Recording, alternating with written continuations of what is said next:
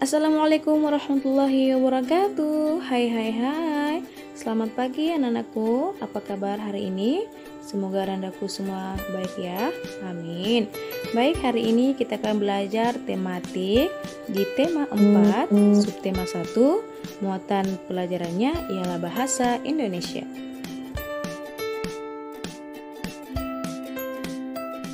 Nah, hari ini kita akan membahas tentang menyebutkan tokoh-tokoh dalam sebuah cerita.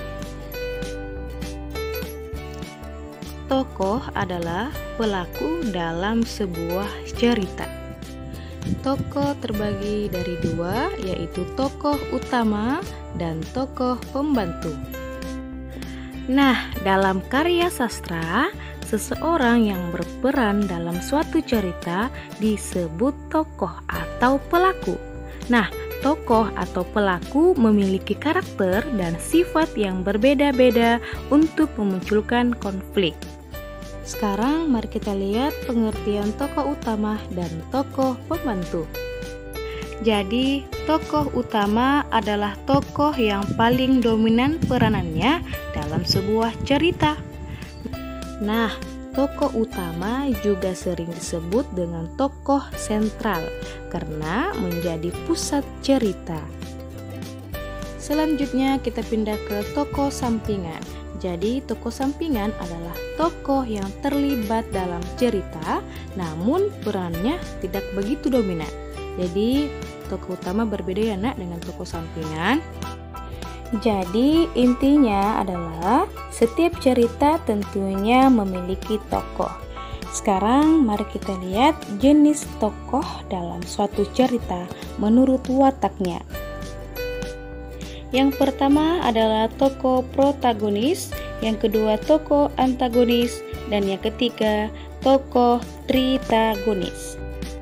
Jadi tokoh protagonis yaitu tokoh utama dalam cerita.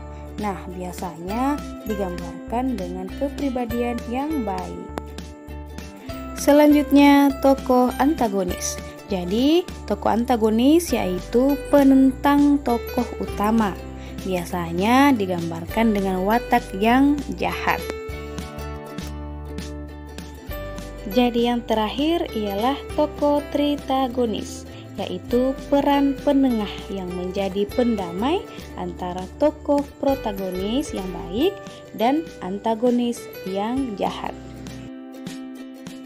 Nah, itulah tadi anak-anakku semua materi kita tentang tokoh-tokoh dalam cerita. Bagaimana? Sudah paham? Alhamdulillah. Oke, untuk tugasnya silakan buka LKS-nya di halaman 21. Kemudian kerjakan aktivitasku dan tulis di buku tugas ya. Kemudian dikirimkan ke Miss. Terima kasih atas perhatiannya anakku semua. Jangan lupa pada tugas. Jangan lupa sholat di rumah. Oke, tetap semangat belajar di rumah. Wassalamualaikum warahmatullahi wabarakatuh.